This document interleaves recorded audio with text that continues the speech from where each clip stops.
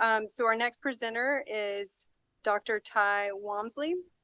He was appointed to the Senior Executive Service in October of 2018 and serves as the Director of the Coastal and Hydraulics Laboratory at the U.S. Army Engineer Research and Development Center. It's headquartered in Vicksburg, Mississippi, and performs ocean, riverine, and watershed regional scale systems and analysis work in support of the U.S.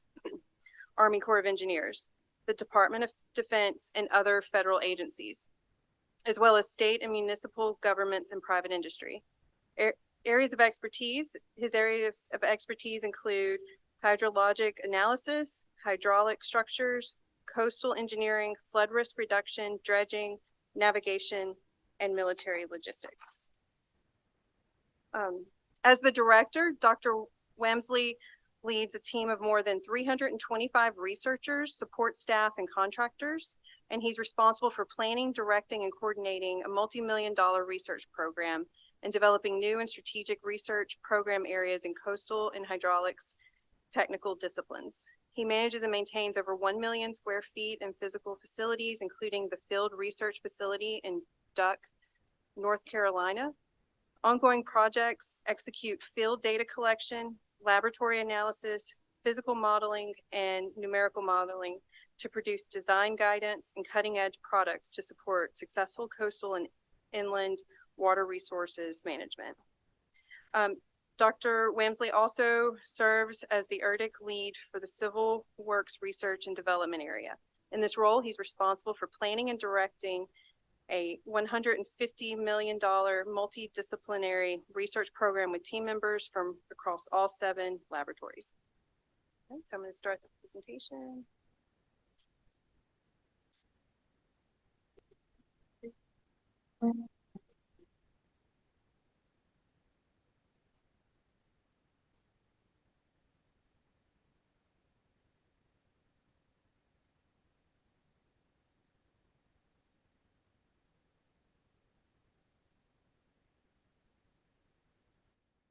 All right, good morning. And I'll start by saying I hope you are not watching this, but if you are, it means that we're in the midst of a government shutdown, or at least have been impacted by that. So I apologize, I'm not there in person. And I'm gonna apologize up front because quite honestly, giving a presentation to a camera is a little bit awkward, so it might be a little rough. So please forgive me on that. But very excited to be able to present to the CIROH group this morning. We at the Army Corps of Engineers are very excited about the collaborative research that we've had ongoing with NOAA and USGS over the years, and are really looking to strengthen that, and the CIROH is one way of doing that. And so this talk, I'm Ty Wamsley, by the way, and I'm the director of the Coastal and Hydraulics Lab, which is part of the U.S. Army Engineer Research and Development Center. And I am also the lead for ERDIC in our Civil Works Research and Development area. And so today I'm going to be talking about USACE R&D priorities. I'll kind of start at a high level and then just kind of narrow down to the things that are of specific interest to those in CIROH, and then give special emphasis also to things that we expect to have some appropriation for in the near term. Of course, there is no appropriation right yet. But these are things that we expect that funding will be available in the near term. So with that, I'll go ahead and get started. All right, so I want to start with our USACE R&D priorities. So General Spellman, when he became the Chief of Engineers, he really recognized the value of R&D, and he wanted to elevate R&D in the Corps of Engineers. And so he commissioned ERDIC to establish our very first USACE R&D strategy. Now, we had had strategies for Civil Works R&D before, but never a comprehensive all of USACE R&D strategy. And so the document you see here was published in November of 2021. And it's really an externally directed document, and it lays out the priorities for USACE R&D. Now, these are in no particular order, but you can see that they cover kind of the breadth of everything that the USACE does and what we're responsible to.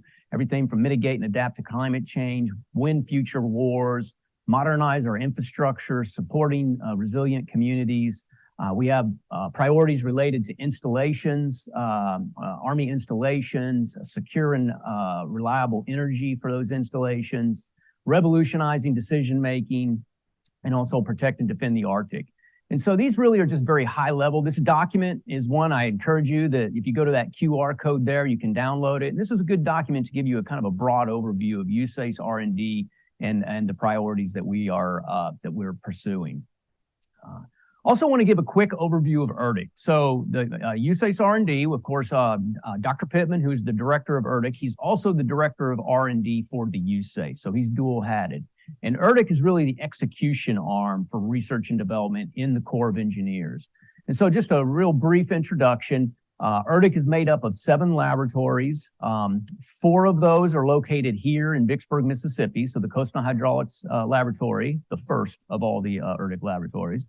The Environmental Laboratory, Geotech and Structures Lab, and Information Technology Lab. Our ERDIC headquarters is also here in Vicksburg.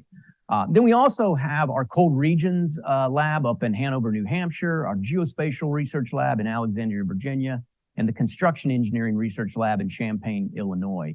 And really the point here is just to really highlight the diversity of capabilities that we have across the ERDIC. You can also see the career fields pie chart up there in the upper right-hand corner of the slide. And it really kind of illustrates the various expertise that ERDIC can bring to bear to solve very complex problems. The other way that we do that is we, of course, extend our team through extensive partnerships. And this slide right here just shows just a sampling of some of the partnerships we have across other government agency, academia, industry, as well as international partners as well. This in no way is all of our partners, but the point here is that we believe in partnerships. We know that solve the toughest problems. We got to partner with the best and the brightest across the entire S&T enterprise, and that's what we do. The one thing I really want to point out here is those mechanisms and authorities we have for partnering. We have other transaction authority for military applications. We're trying to get that authority for civil works. We've got broad agency announcements and cooperative ecosystem study units. But the one I really want to point out is the ERDIC Works. And ERDIC Works is a partnership intermediary. So it's a nonprofit organization whose mission is to really help ERDIC partner with others outside.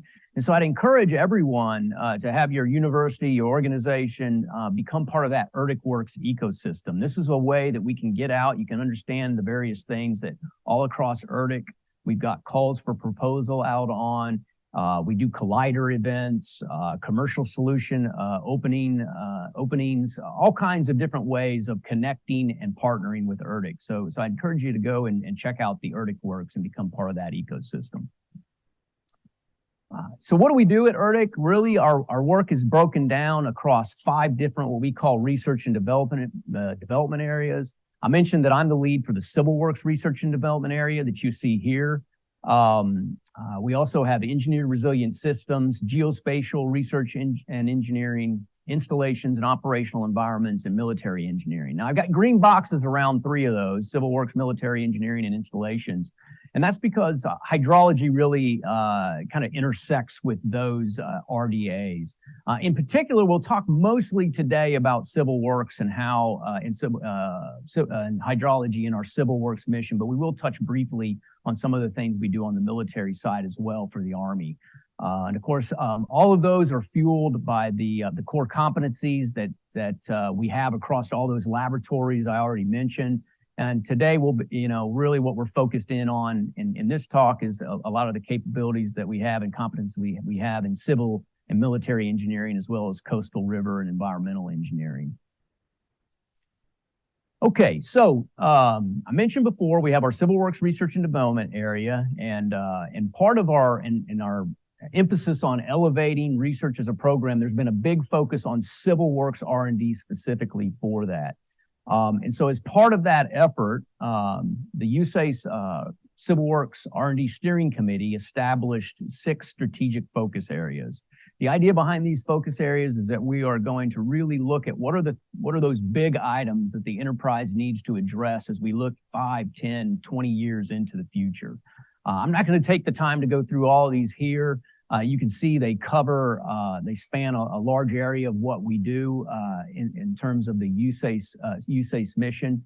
And the three that we'll talk about mostly today is comprehensive water risk management, that water modeling focus area. But we'll also touch on the sediment management as well as AI, robotics, and data, because there's all of these strategic focus areas, they overlap. They're not silos. They're really just areas that there's a lot of blending. There's a lot of overlap between them as we get after these big problems that the Corps is facing.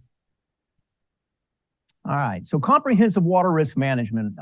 This is the one that, of course, is primarily related to hydrology, and this kind of gives us a broad overview of what we're looking to do within this area. It's broken down. You can kind of break it down into four big areas. One is the National Simulation Framework. Now, this is something that we're collaborating with NOAA, USGS, and others. This is a big piece of working with the National Water Center. We want to really be partners with others across the federal family to develop a federal solution for this. Now, each of us kind of have our own special mission areas, different things, different capabilities, and different needs that we bring to that we need this framework to support. And so our research in the Corps of Engineers, of course, is focused on those things that are of specific need to the Corps of Engineers, things like water management, community and installation resilience. Sediment is another one, and we'll talk a little bit more of that as we go through the talk here. As part of this, of course, a piece of this is integrating observations. So really having rapid near-time updates and being able to assimilate data into this simulation framework that will really help us improve accuracy and be able to quantify uncertainty better. Another big piece, of course, of what we do is it's really all about decision support. And so we have several activities that are geared towards supporting decisions, forecast-informed reservoir operations for water management. We're developing national storm hazards databases that allow us we can then quantify hazards that then support our various planning studies and engineering and design of different water resources infrastructure, those kinds of things. Trade space planning and design tools, we're working on several of those and things like beach nourishment and other areas. And then another kind of a fourth area that's a focus now is how do we better support social benefits and environmental justice. And so this is definitely an emphasis as we look to provide better tools to quantify and predict the total social benefit to society from our various projects, and make sure that we incorporate those into the decision process. So so comprehensive water risk management kind of covers the civil works piece of it, but as the Corps of Engineers and the Corps of Engineers are the hydrologists for the Army. So we also have a global mission in that respect. And so we're also looking at developing global hydroterrestrial modeling tools that can help support humanitarian and military missions across the globe. And so we develop predictive stream flow, ground moisture, reservoir levels, and discharge tools that are essential for the Army to ensure that there's freedom of maneuver for our support, for our troops, things like wet gap crossings and logistics over the shore, but also having knowledge of unfolding events due to water scarcity or other water-related risks. And so we have to be able to do this really across the globe. And so we have some research that we're doing specifically in that area as well. All right, so I'm going to start. So the rest of the talk, I kind of gives you the broad areas, who ORDIC is, what we're doing, some of the big high-level priorities. Now we'll start to focus in a little bit more. And so the rest of the talk is really kind of broken down by research. We've broken it down also by the CIROH research themes as well. Now, a lot of these things may span across more than one of those research themes, but we kind of grouped them in that way just to kind of be consistent with what you may be familiar with. And so one of the areas where we do have our ongoing research is in this global hydroterrestrial modeling. And we are working on this in collaboration with NASA and Air Force. And so the Global Hydro Intelligence Framework is something that's been developed by Air Force, NASA, Corps of Engineers. Oak Ridge has been involved in it, as well as some other partners. And this is being operationalized by the Air Force. And there's ongoing research that's needed to continue to advance this system. And so you can see those there on the right-hand side. One of those is really uncertainty quantification with the system, as well as enhancing the physics of some of the modeling components. There's some standardization of data sets and model input and outputs to enable interoperability between these various models. And then also the assimilation of remotely sensed data into model predictions. These are all things that we're continuing to work on. Now, the one thing I want to point out here is as we go through the rest of the talk, you'll see these yellow highlighted areas. Those are the areas where we expect we'll have some near-term opportunities in terms of things that we will have funding for and that are a definite need that we're working on now. We're presenting broader priorities and things that we're looking into the future that we'll need, because of course we need to start building those partnerships now and looking for folks to help us address all these priorities as we look, multiple years down the road. But those yellow highlighted ones are the more near-term ones that we have right now. Okay, so comprehensive water risk management. So I'll put this slide in here to just kind of give, on the civil works side, to just kind of give a big kind of overview of the priorities. And these are kind of broken down in a little bit of a different way. And of course, while we're calling this, these are the comprehensive water risk management challenges and some of the research priorities in that area. But I've also shown how it actually links to a couple of those other strategic focus areas. You can see those little icons there. The one that looks like the little brain there is the AI, robotics, and data. And so a lot of these things are part of that strategic focus area as well. And then you see the little dredge head there that it's indicative of things that are going on in the sediment management area. Because one of the big things with the Corps of Engineers, of course, is the connection of sediment. We've not only got to predict water levels and flows for the design of our projects and water management duties, but we also need to understand the sediment, the flow of sediment in terms of ecosystem restoration, dredging requirements, those kinds of things. And so there's a lot of things here with water and sediment that are important for the Corps of Engineers. So I'm not going to go through these, but it's kind of one big look of some of the priorities. And as we go through the rest of the talk, we'll kind of zero in and talk about many of these. Okay, so one of those is a forecast-informed reservoir operations. This has been a research priority of ours for several years now. It's been a congressionally supported research effort, and it's primarily focused in the past on atmospheric rivers and improving the prediction of those. And so we've worked with our partners at Scripps on a lot of that. But this is something that's going to continue into the future, and we're looking to really go nationwide with this. And so there's going to be opportunities as we look into the future for really continuing to advance our CIROH efforts. And so here you can see some of those priorities that as we look forward. It's skill assessment and improvement for multiple types of flooding storms. So not just atmospheric rivers, but how do we improve our skill in forecasting other types of flood events? Developing how we do CIROH viability assessment process for multi-reservoir systems and regions outside the Western U.S. where our focus has been to date. Development of screening processes for nationwide application, not just out west again, and just adapting all that stuff for these other regions. So there's a lot of opportunities we look into the future. You'll notice none of these have those yellow highlights, as our funding that we have right now is pretty much accounted for. But as we look into the future, we'll be looking for partnerships to continue to advance in this area. Coastal and inland compound flooding is another big area. So, events like Hurricane Harvey have really shown the need for being able to do this much better. We of course have our coastal storm modeling system that we've developed over several years and really started right after Katrina.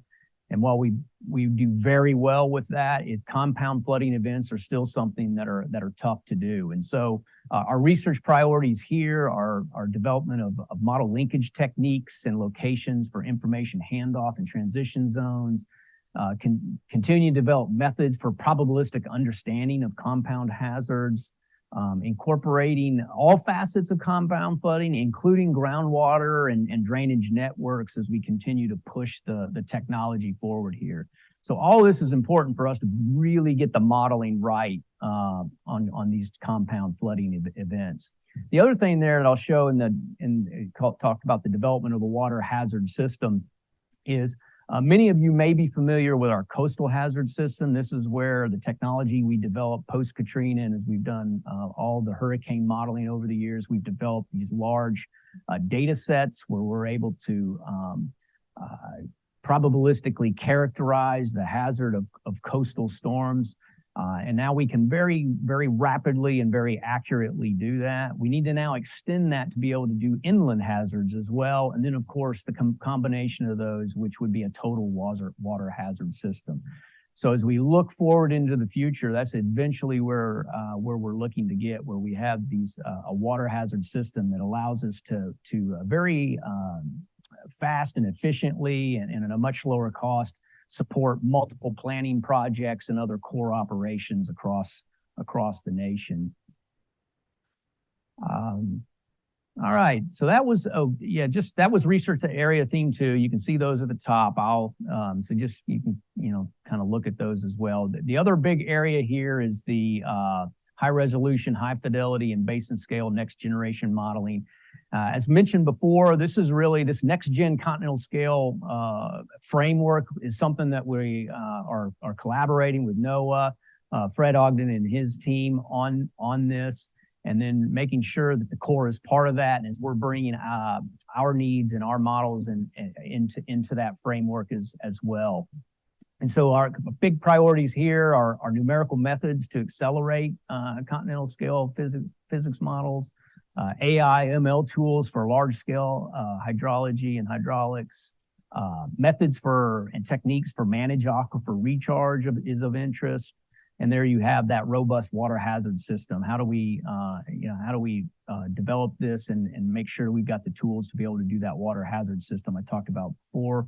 And then the incorporation of real-time data streams as well is a need here. All right, innovations in sediment management. As I mentioned before, sediment is one of the big things that we deal with, and sediment, of course, is a resource. So how do we utilize that resource better? Sediment, we got too much in some areas, i.e., we need to dredge channels, and we don't have enough in others. We need to nourish wetlands, things like that. And so we have a lot of work going on in this area. And where this kind of intersects with broad scale hydrology is estimation of watershed sediment at the continental scale is really required to better manage that sediment. So we are working on things like advanced real-time and forecasting models for life cycle dynamics, understanding river, estuarine, and coastal sediment dynamics better, strategic sediment placement for things for building natural and nature-based features, sediment at the intersection of water and soil, and then also reservoir flushing methods and models. Our reservoirs are filling up, we're losing capacity. That's a big issue that needs to be addressed, and so that's something else that's a priority for us now. Mentioned before how, really this idea of big data analytics and artificial intelligence, you've already seen that kind of sprinkled throughout all of this. This is a big area for us. And so this is a listing of some of the things that we're doing in this area, data collection, harvest, and mining from sensors and digital systems, and then curation of that data. Because, if we're going to be able to do AI and ML, we've not only got to be able to get this data, it's got to be in formats and ways that we can then utilize it for decision support. And so we're working on, there you see model integration framework, integrating frameworks to run multi-physics models across multidisciplinary areas, And we're also working on some digital twinning for enhanced performance forecasting for things like support of navigation, for instance. Aon Fuels tool to simplify user interfaces and dashboards. And we're also looking to do some reduced order modeling to accelerate time for real-time decision analysis, as well as AI algorithms for operations planning. And one area that's kind of related to that is that we've been working on is data assimilation for channel dredging optimization. So how do we utilize all the data we have from our channel surveys and other things to really help us to optimize our dredging, timing of dredging contracts and things like that. And then we've got climate change and hydrology analysis. Really, this area here is a lot of the other things that we've already talked about, but then with incorporation of climate change. So how do we evaluate and update techniques for flood mapping with consideration of climate change? We know that we've got non-stationary, evaluating the effect of non-stationary conditions due to climate change as we look into the future. We're also working on things like seasonal to decadal prediction and projection, snowpack water estimation, methods to forecast spring melt and seasonal floods. Climate assessment, this is a big area for the Corps of Engineers, of course, but the vulnerability of our levee systems as we start to look and consider climate change as well. And then operational models for navigation forecasts. So one of the big issues during low water conditions, how that can impact our nation's waterway and the movement of our goods and goods along those waterways. So how can we provide better information there to limit the impact of floods and or low water on our navigation system? And finally, last one we'll do here, highlight here, and this is an area where we do have active, we've got active research going and continue to look for partners in this area, is how do we better incorporate, economic equality considerations, environmental justice into our flood risk management design. So development and incorporation of really community level valuation, getting into the community and having the community be a part of what is the value of the things that we're protecting, for instance, and making sure that gets incorporated into design and decision making. And then, of course, development of techniques for detecting inordinate impacts to vulnerable populations from increased flood hazards. So these are the areas, and this is we've still got a lot of work to do in this area, and looking for partners to also help us to formulate exactly how it is that we approach these types of issues. So that's kind of a real quick overview of what we're doing in the Corps of Engineers and what our priorities are. Again, appreciate the time that we've had here. Sorry I can't be there in person. And look forward to increasing our collaboration with NOAA and participation in CIROH. Thanks everyone. ERDIC, discovering, developing, and delivering new ways to make the world safer and better every day. Right. I don't think he's not on the call, is he? Dr. You can go on and come up. We do actually have a representative here from the Corps that can come on stage to answer a few questions if you have any. We are running a little behind, so we want to limit the number of questions. Are there any questions?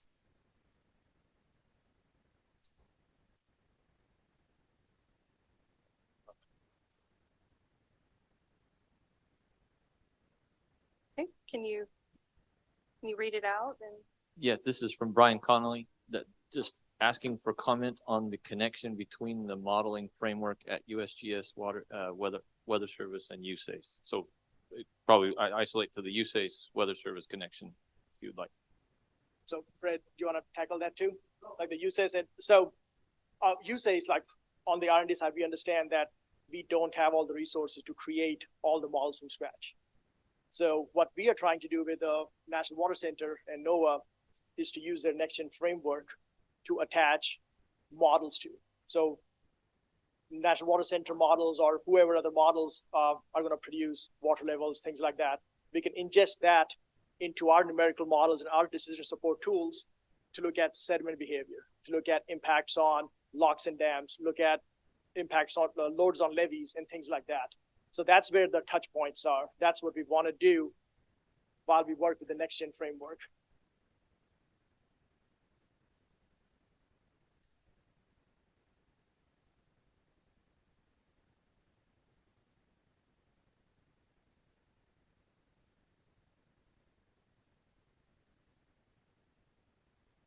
You can reach out to me. So just as introduction, I'm the USACE R&D lead for the comprehensive water risk management research area. So you can reach out to me or you can reach out to Dr. Wamsley directly. Either way. Oh yeah, my email address is, I guess, my first name. So that's GAURAV. Or I'll give it to the organizers and they can like put it out somewhere. It's better than me writing it out. Perfect, thank you.